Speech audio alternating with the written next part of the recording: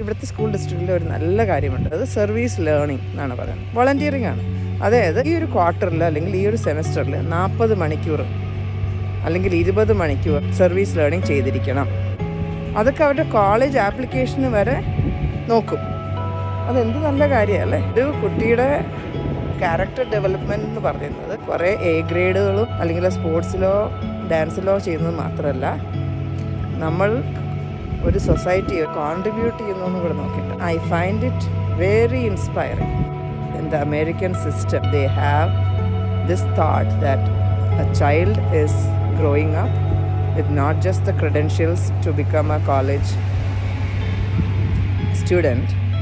He or she earns it through rounded character development. അതിന് education വേണം, ബുദ്ധി വേണം, അതിനെ വളർത്തിക്കൊണ്ടുവരാനുള്ള കഴിവ് വേണം, അതിൻ്റെ കൂടെ ബാക്കിയുള്ളവരെ ഹെൽപ്പ് ചെയ്യാനുള്ള ഒരു മനസ്സ് വേണം.